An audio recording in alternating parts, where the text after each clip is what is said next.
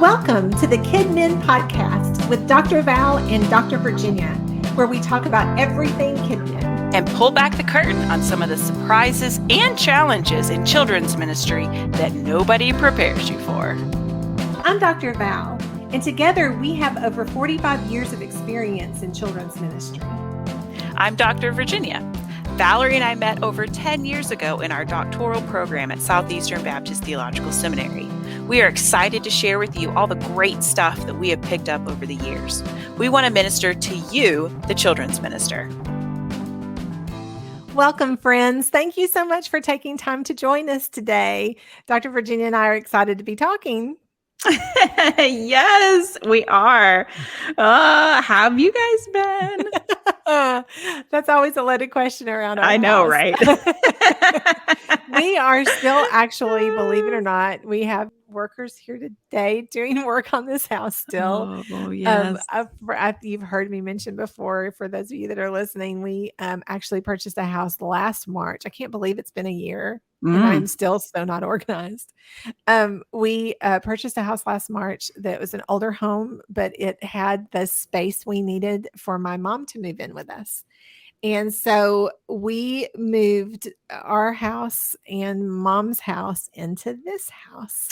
Yeah. And this house really needed work. If I could have had like an HGTV couple that could have come in and just redone the whole house for me at the beginning, that would have been so awesome. Yeah. But mom's health is not great, and we didn't really have time to do a whole lot before we moved in. And so we have been kind of piecemealing all of the work that has to be done to the house. And I am just constantly reorganizing things and refinding places for things to be. And we have Easter dinner coming up, and I couldn't find glass dishes. And so we're still like going back and forth for the storage unit because we haven't brought everything over because we're still building, and organization can always be fun. It never actually ends. For me, but it never ends. Yes. But I do love, I always used to say, if I had not gone into children's ministry, I might have become a professional organizer, because I do love creating a system for organization. Just a little bit. Which actually works really well into what we're going to talk about today. I guess maybe just organization is on my brain because of us trying to still find space in this house for everything and figure out how to do that. But we thought that today what we would talk about for a few minutes is your resource room and organizing supplies. Yes. So how is your resource room, Dr. Virginia? It's there. It's there. It's okay right now. Yeah. VBS is coming though, so it's going to get destroyed, which is just part of it. It's just part of the natural life cycle of a resource room. So it's like the life cycle of a butterfly, it'll be a nice little caterpillar marching along, then it goes into the cocoon stage where it melts into goop. Yes. So it's going to be goop for a while. But then we'll come back and reorganize and it'll be okay. Yes. So it'll be a butterfly for a little while. Yes. I want no one to feel any shame. I have consulted with a lot of churches. I've been to a lot of resource rooms. I have seen a lot of things over the years. And I have never seen a person that doesn't have some sort of storage issues when it comes to children's ministry. We need so many supplies. We need so many things, and it can become overwhelming. And also you have a church that's full of a lot of different ministries that are all trying to find places to store things and shove things and to find rooms to put things in. And so it is really, really easy for a resource room to get completely out of control. So no shame here, no judgment. It's out, just own it and move forward. But we thought we would go over just some basic things that we have found that have been helpful to us as we've looked at our supplies, as we've looked at our storage spaces, as we've looked at how to organize, and really kind of thought we would just share some of that with you today and hopefully be helpful as you look at what kind of disaster you have on your hands, or if you haven't organized just wonderfully calm and peaceful place. That's terrific too. That's Amen. So, really the first thing that you need to do if you're walking in, and I've done this at every church where I have come in as children's minister, I have walked into disasters of resource rooms because they do tend to get out of hand really easy. And they do tend to be kind of at the bottom of our list of things that we tend to work on. And so usually I have come in and really had to schedule out some time to really assess the spaces that I have and kind of figure out what needs to be done. So you really have to kind of look at your space first and see, what kind of room do you have for storage? Now, do you have a lot of storage space at your church? I mean, in one sense, yes. In one sense, no, because it's full of stuff. Right. So there are lots of spaces. I mean, there are closets and rooms and places that exist in the church, but there's a lot of stuff in those spaces. So there's always a lot of stuff. Yeah. And if you ever have an empty space or an open space, you can walk into it and suddenly it's like, where did this come from? Like, where did all these things come from? Well, the flower committee needed a place to put stuff, and the drama department needed a place to put stuff. And they had so they just like kind of do it and don't let you know. And so you're kind of surprised. But and I know, like, for example, for me, I had 3 different storage locations at the last church where I served.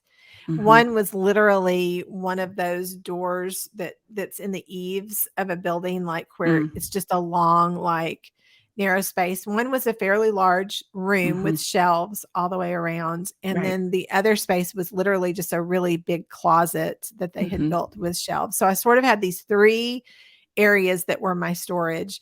Now, obviously, I did have areas in the classrooms where we stored basic supplies for each classroom. And we've talked about that before. And that's really not what we're talking about today. We're really looking at actual resource rooms and storage that you have today. And so the first thing that I had to do, because we had a little bit of everything everywhere, is that I had to really assess that space and say, okay, I can't keep everything in every one of these spaces, and we can't constantly be running around trying to figure out, because one was in a completely different building than the other 2. So it really took some time for me to sit down and say, okay, things that we use for crafts are going in this space. Things that I use for games and things are going in this space.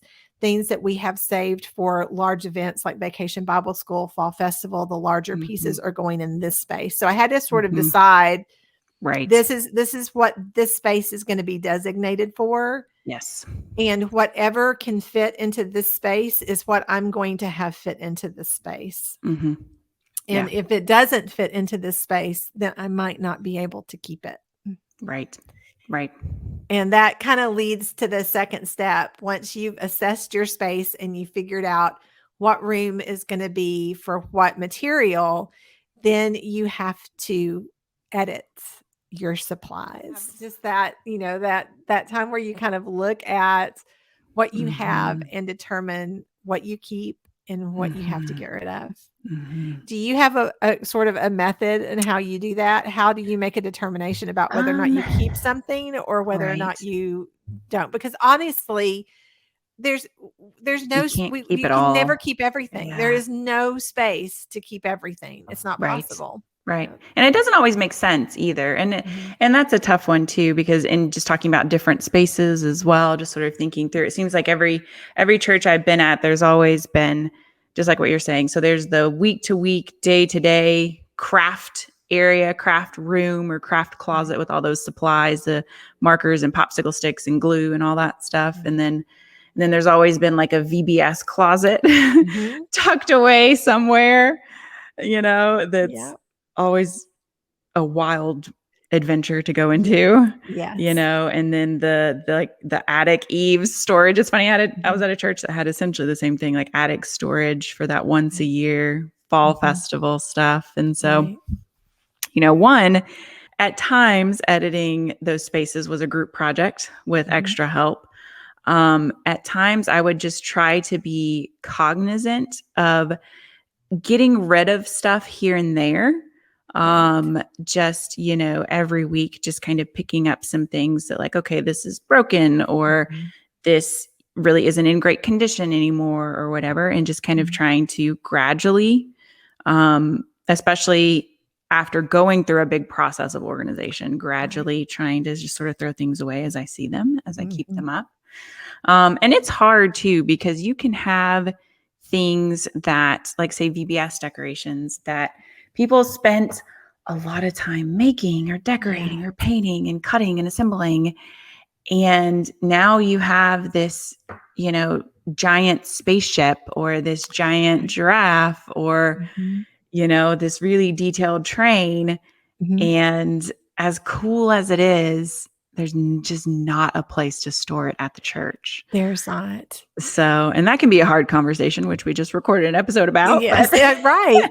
It is a hard conversation, and people get attached to things. And so that's one of the things that, like, for example, anytime I have somebody that volunteers to do something for the ministry, whether they're going to donate materials or if they want to build something or paint something or do, I always have that conversation with them up front of, just want to let you know, if it's something that maybe we can't use in our ministry, is it all right with you if we pass it on to somebody that can use it?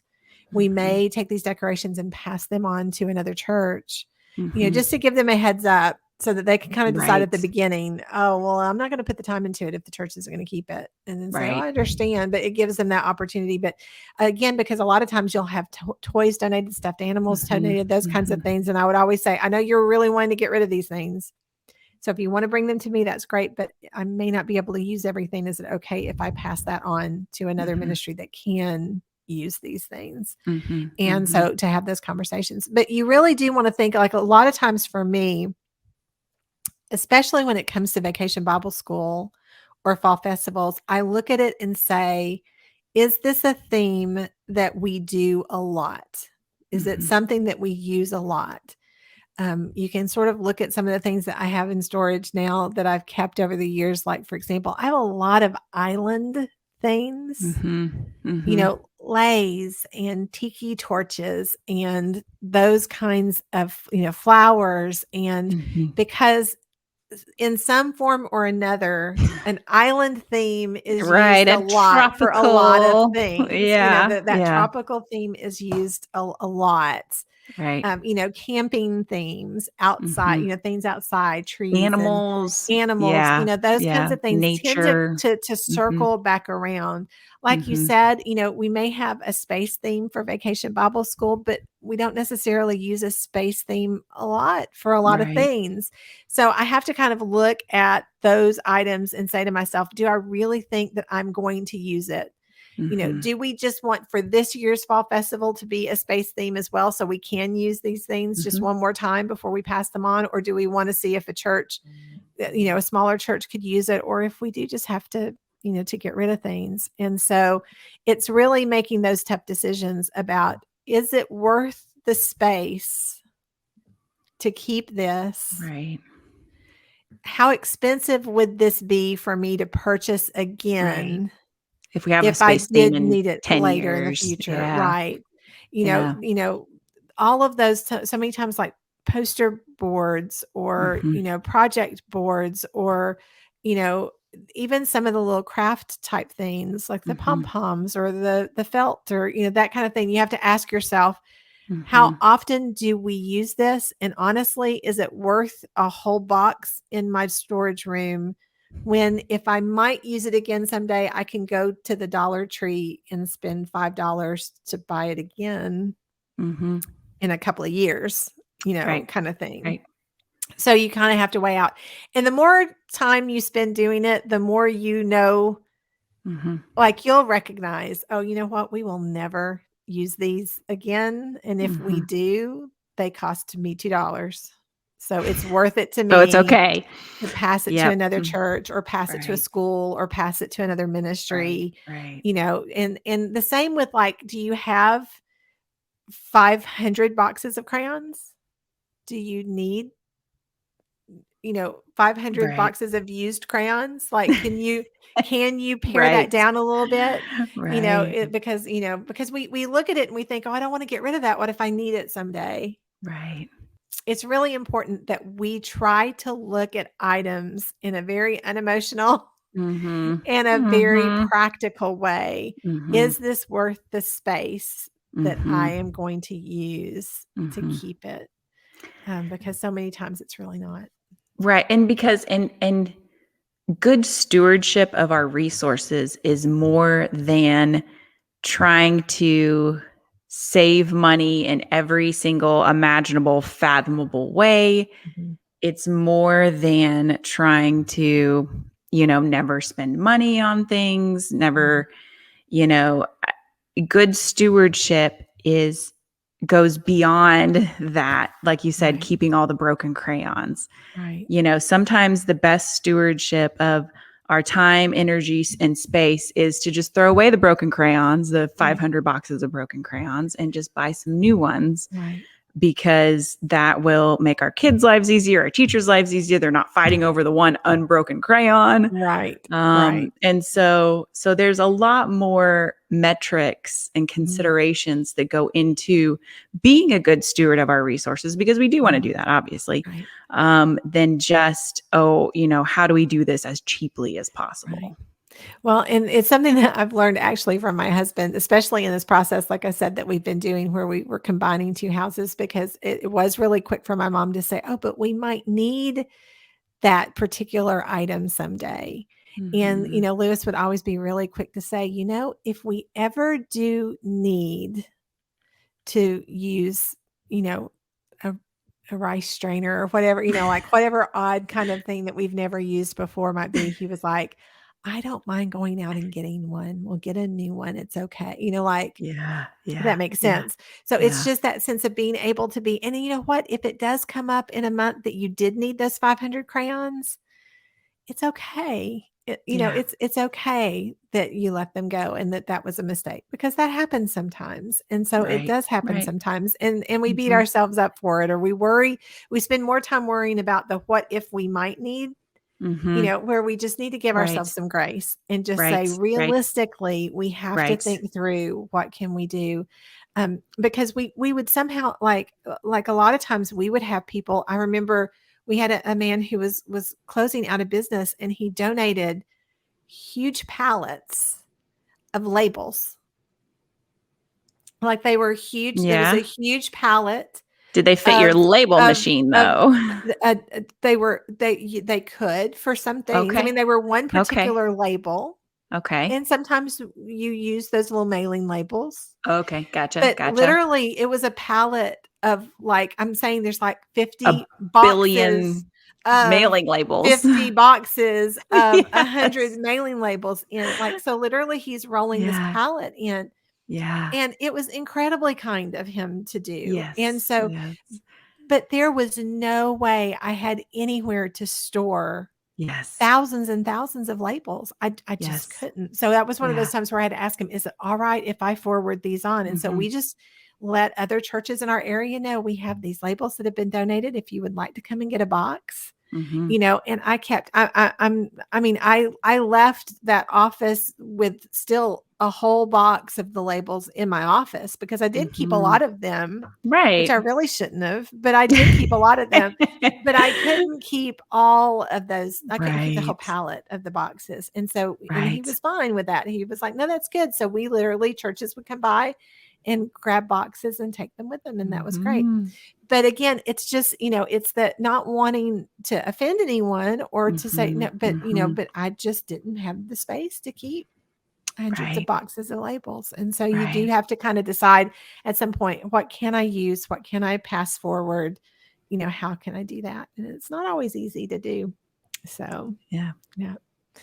Well, once you edit your space, once you know like what you're keeping, what you need, what you have, then the next step is to think about how you're going to organize them. Do you have shelves? Do you have cabinets?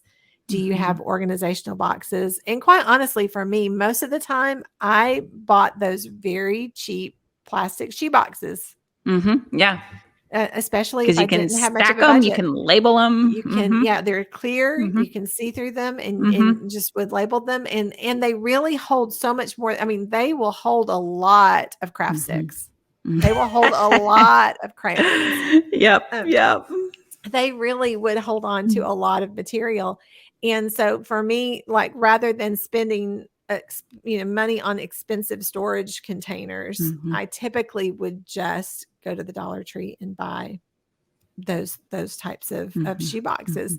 And then also you can get like the regular size shoe boxes, but you can also get the boot, like the boxes that are large enough for boots. If you have items that are a little bit bigger that you need. So those are some like inexpensive ways to find, to be able to organize the materials and literally just do what you said. I just would fill the boxes and label them. I had plenty of labels at that one church, but you weren't running out of labels. That's right. Running out of labels, but finding just like it doesn't, those, I mean, their labels are not usually super expensive, just to be able to buy some labels and either print them on what you have on them or just to use a Sharpie and just very neatly write on them what's on them. But even though you can see through the box, it's super helpful to be able to label the box as well, because it's a lot faster when you're scanning to be able to look at the words than it is to look in the boxes at the material, especially if you have different things in them. But it's finding, that finding the way you want to organize things, the pieces that you need. If you have a budget to be able to get the hooks to be able to hang the hula hoops on the wall, as opposed to just having them laying in the floor, if you have the wall space, if you can, do that, finding ways to have just the paper sorters. You can order paper sorters from Amazon or from your local office store for you to put different colors of paper in, so people can draw out the paper really quickly from. But finding just all of those little things that you can. And quite honestly, I would often be able to get those kind of supplies from people that were donating those types of things to the ministry.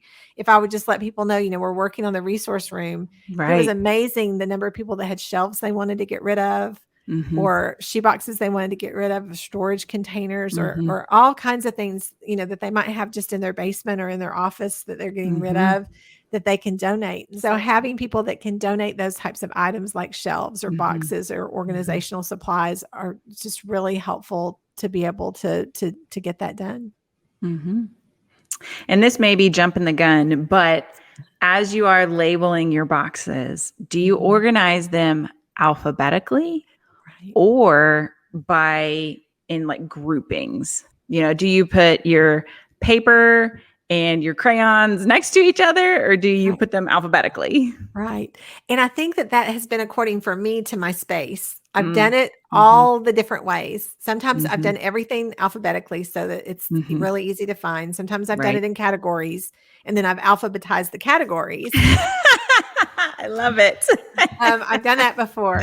And then I've also done the numerical system where, like, if I had a really large room, doing like the Dewey Decimal System in sort of like a resource room Dewey Decimal System, where basically not only would I put crayons, but I would give crayons a number, and then I had the room laid out in numerical order, and then there was like a chart on the door when you came in, so and that chart would be alphabetical. So I would look for C for crayon, and then it would have the number 22, and then you would know to go to box number 22. And we did that at that particular church, mainly because that church had already been organized that way to begin with. And so it was just an easier system for me to do. A librarian came in and Dewey Decimaled it. Did it with numbers. But also, honestly, because of the size of the room, it did make it really easy to find things, because then you weren't really having to, like, the way it laid out, it just laid out easier for that.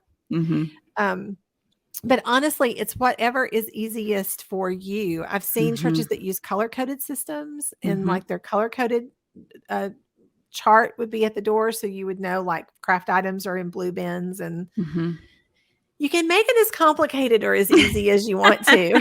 Yeah. I think for me, the simplest was usually just to label the bins with the material, and then figure out how I was going to organize it from there. Because occasionally I would move things around, and if you are tied to a numerical system, it's really hard to move things around if you need to, because then you have to remember almost everything, and so you have to kind of think through how. How do you want to have this, this accomplished? And so, but I did do my best to try to keep like things together if I could. Like I did try to keep the crayons and the pencils and the scissors and the, like all of the anything that somebody would need for a craft, to try to keep that in one kind of central location, and then keep like the blocks and the, interlocking blocks and the, game cubes and, those kinds of things all together. And then, you know what I mean? Like to try to Right. keep things kind of in a way where you Right. just can organically go, oh, well, this is where it looks like blocks are over here. And so all the Right. blocks would be together, as opposed to having to look at 5 different spaces for the Places. blocks. Yeah. Right. Right. Yeah. That makes sense. Yeah. It seems like most of the supply rooms that I've had have been roughly alphabetical, just kind of like what you're saying, to where sometimes there'll be things or like oversized items that sort of all end up in one spot. But yeah, roughly alphabetical. Right. Well, and the other thing you have to decide on is if you're going to have a sign out sheet for everything or just certain things. Because one of the things, I would always have a large quantity of, crayons and scissors and craft sticks and that kind of thing. And I didn't really mind. I did ask the teachers if they were getting the last ones till that, because I had a note for things that needed to be replenished. And so, I did ask them, if you're going to take the last ones, be sure to put on there that we need craft sticks. But I didn't require them to sign those out. Now, some of the other things, like, for example, if they were going to take my full like wooden food set that I had, or a full block set, or if they were going to use, we had a lot of things like I had a giant game floor mat from Lifeway and the giant game cube. That I didn't have one for every classroom, but we had several. But I did have a sign out sheet for those, just because a lot of times things would just disappear, and those were pricier items to try to replace. And some churches that where I was, there were so many classrooms, it would take me forever to search every bin in every classroom to try to find it again. So it helped me for some of those items to have a little sign out sheet on those boxes, so that I would know who had it last, so that I could at least try to start to track it down if we couldn't find it when it disappeared. Books, certain books and puzzles, things like that. Those items that are more expensive to replace. A lot of times I would have a place for them to find them out, and because a lot of times they would wander off. And I also had a note on the door to let other ministries know. I didn't keep a locked resource room. A lot of churches do. They have a locked resource room. It's only open on like service times when you have people in the building, and that there's a person that works in there that, can make sure that people aren't just wandering in or out. I never locked my resource room. And I invited other ministries to be able to use the supplies, because if the senior adult ladies did need crayons for something or glue for something, I wanted to share with the ministry. Obviously not if it was a huge amount, because it's not like they could just come and get a ton, but if they ever needed it. But I did have a note on the door that asked them to please let me know if they were going to be using something, or that they would just let us know if it was the last that we had, or to check with me if they were going to use, because I did have one time I had set up all of the things for our fall festival event, like all of our games, all of our supplies and everything. And I had everything laid out and ready. Oh no. And the senior adult ladies decided to do some sort of event. And right now I can't even remember what it was, but they decided to do a carnival theme. I think they were having a luncheon.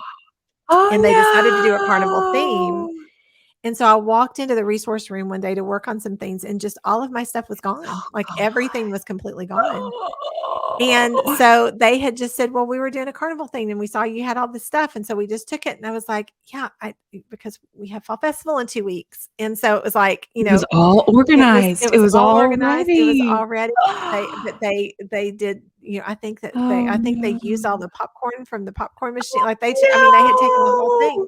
And so we just had this big conversation where I just said, I am glad to share anything with you, and I'm glad for you to use it.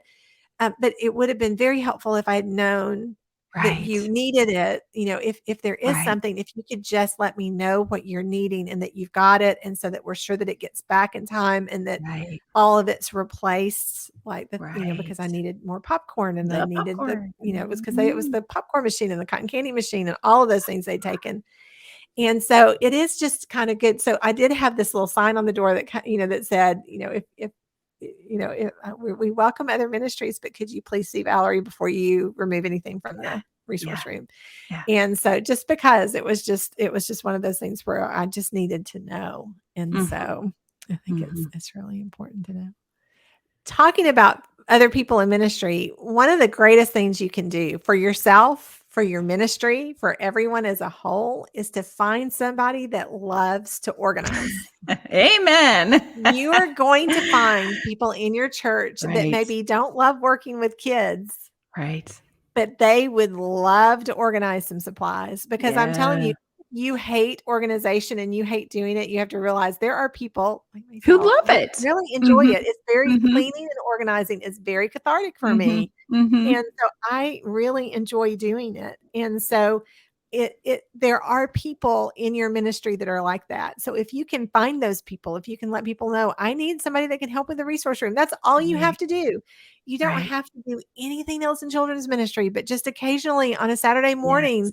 come and clean up the resource room or organize some things for me or help me Yeah. organize, or, like set up an organizational party where they come and you can do it with them.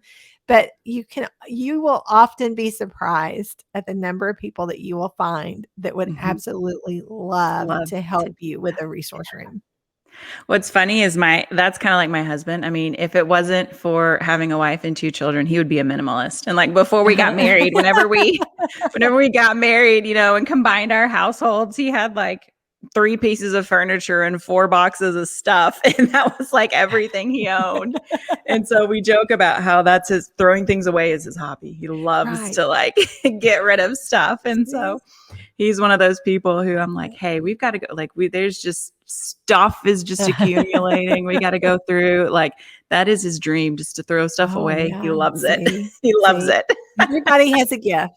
That's And right. everybody's gift can be used in some special way. And so I think it's really important to find people that can do that for you. And I actually had some people in ministry over the years that was what their job was. Mhm, They would come in and they would put my boxes together for every classroom for Sunday morning. mhm. So they would Amen. have they would have a list of, they would have the actual, Mhm, Bible study material, and they would look mhm, at what every teacher needed. And we had boxes set up for every age group, and they would put the supplies in those boxes that the teachers needed, and they would put them in the classroom for me. And then the teachers would just take them back to the resource room at the end of service. And mhm. then those ladies would come back in on Monday morning and put everything away and get everything out for the next week. Yeah, that's wonderful. Um, And so it was just incredibly helpful to be able to have somebody that did that. And that way I didn't have teachers rummaging through the resource room every week. I had Mhm. people that were familiar with the resource room, that was Right, their job and that was right. what they did for us. And so it was incredibly helpful to be able to have that. And so if you can find people who can serve your ministry in that Mhm, way, you're going to find it to be incredibly helpful. mhm. Amen. Another thing that I think is really important for you to do is to actually calendar working on the resource room. Yes, because if you don't put it on your calendar, it won't happen. It won't happen and you will Yeah, forget. And I'm yeah, telling you, yeah, after yeah. big events, especially Yes, Vacation yes, Bible School, fall festivals, Christmas events, somehow the yes. resource room just gets demolished. Yes, yes, I it looks don't like a even know. tornado came through. I don't even Absolutely. know how it happens. I mean, Yeah. literally, because it amazes me, because there's this part of me that goes, who is it that really just thought they could just toss a box of stuff in the floor, like in the door, and then just like run Just away? close the door But and they go. do. They really do. Oh, And, so having that, like, scheduled time after an event that that I'm just gonna spend this day kind of checking out the resource room, making sure mhm, everything's back in place is gonna be mhm, really helpful. And for mhm, me, that was where finding the youth, helpers, people in the youth ministry that like to help, a lot of times I would offer to get them pizza on the Saturday after Vacation Bible School. And Yeah. basically what the youth did was to help me get the resource room put back together. They would put all of the crayons back where they go. They would get all of the supplies. They would throw away things for me. And then I would just get them a couple of big pizzas and they would have lunch and then they would head out. And that way I could knock it out on a Saturday morning. And I was ready for Sunday morning and it was all done. And it just took a couple of hours as opposed to me spending the whole day trying to get everything back in place all by yourself. VBS. Yeah. So, I think the other thing that's really important to remember, and we talked about this just a little bit before, but it's really talking to the church staff about how you're going to allocate resources. Does the entire ministry come to your resource room for their supplies? Or, are you going to have a method to how that's done? How are you going to share resources? How are you going to share supplies?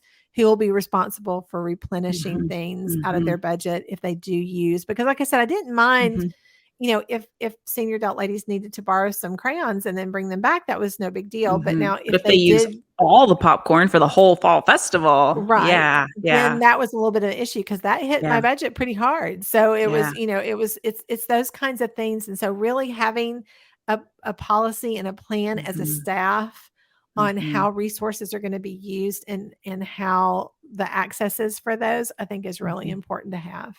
And it's like, and just making me think about some of our conversations that we had in our podcast episode about sharing spaces. And so this kind of crosses into some of that territory as well. Just those lines of communication and having key leaders and people who are like the point person for certain spaces and certain supplies and that sort of thing. Absolutely. For sure. Well, Dr. Virginia, thank you so much for talking about this today. This has been a lot of fun. I enjoy organization talk. So that's a lot of fun for me. And friends, we just really hope that this conversation was useful for you, that it gave you some suggestions, some ideas, maybe just calmed your nerves a little bit about the fact that you might feel like you're the only one that has an issue with this, because you are not. Absolutely not. It's all part of it. And so we hope that we gave you some information that was helpful. As always, we are so grateful for you. We are grateful that you give time and that you spend some time with us each week. It means a lot. We just ask if you could like and subscribe and all the things and let people know about this ministry that we have for you, so that we can just try to reach out and help as many people as we can. It is our honor to be able to help you as you serve your children and your families. We look forward to talking to you again soon. Bye-bye.